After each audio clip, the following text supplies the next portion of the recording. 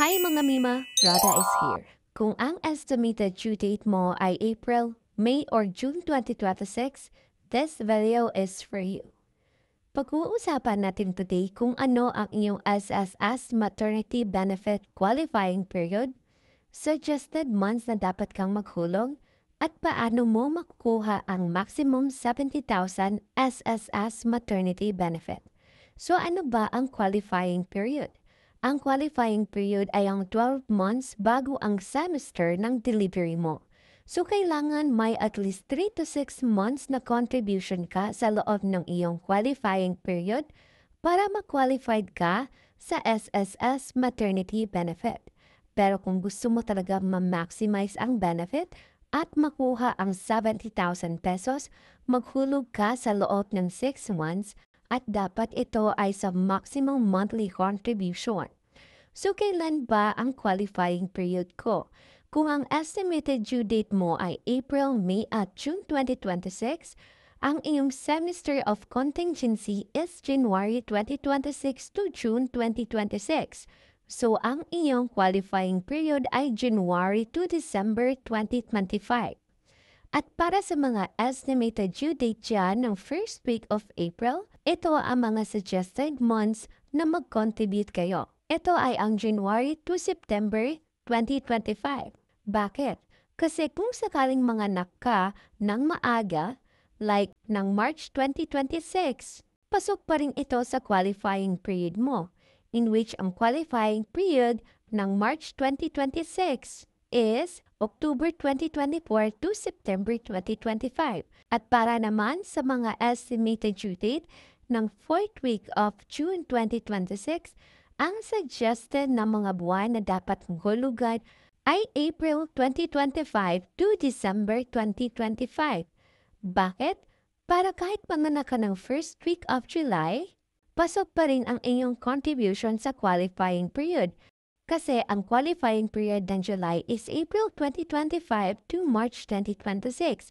Kasi it's either advance or late or tugma ang iyong delivery date sa iyong estimated due date.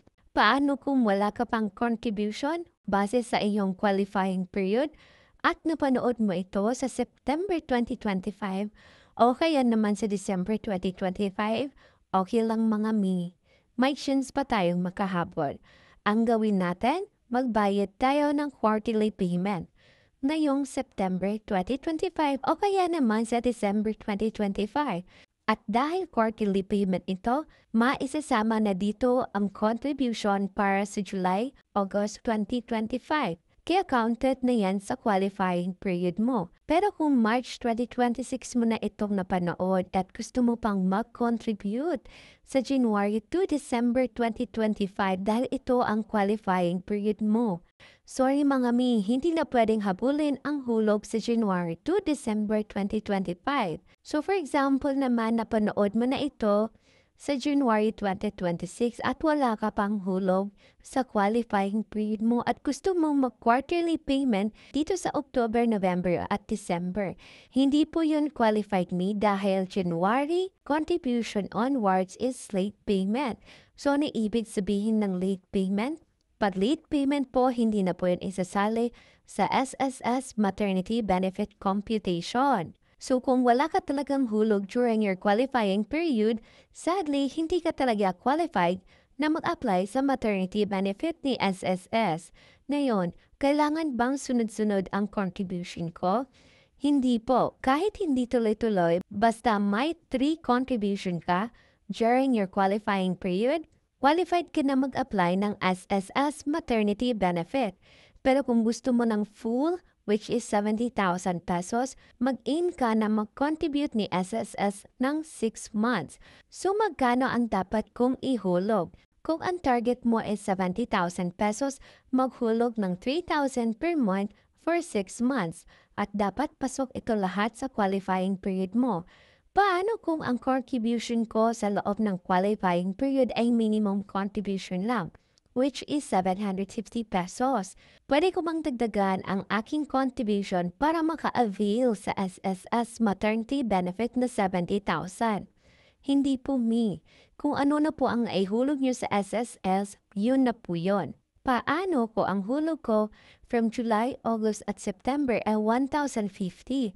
Pwede bang sa month of October to December ay gawin kong 5,000 ang contribution ko para maka-avail ako sa 70,000 at para maging tag 3K na yung July to September? Pwede naman kayo maghulog ng 5,000. Pero ang matatanggap niyong benefit ay hindi 70K. Kasi kung 1,050 na po yung hulog niyo from July to September, yun na po yun. Hindi na po yun madadagdagan. At ang gagamitin ni SSS sa pag-compute ng monthly salary credit mo sa 5,000 pesos ay 20K. Dahil ito ang maximum ng monthly salary credit ni SSS.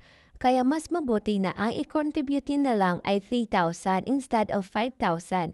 Dahil yun ang equivalent ng 3,000 contribution sa monthly salary credit na 20K. So gets mo po me? So para mas madali ang maximum contribution para makakuha ng 70,000 pesos is 3,000 pesos. So reminder mga me, January 2026 contribution onwards is considered as late payment. So kapag naghulog kayo sa month of October, November at December pero binayaran nyo ang hulog nyo sa January 2026, considered late payment na po yun. At dahil late payment, hindi na po yun isasali or counted sa computation ng SSS maternity benefit. At ayan na mga mi, sana naging malinaw sa inyo kung kailan at magkano ang dapat i-contribute kung ang estimated due date nyo ay sa April, May o June 2026. If you have any questions or suggestions, mag-comment lang kayo. And thank you for watching and don't forget to like, share, and subscribe sa ating YouTube channel. If you want to know more about SSS, watch our other videos.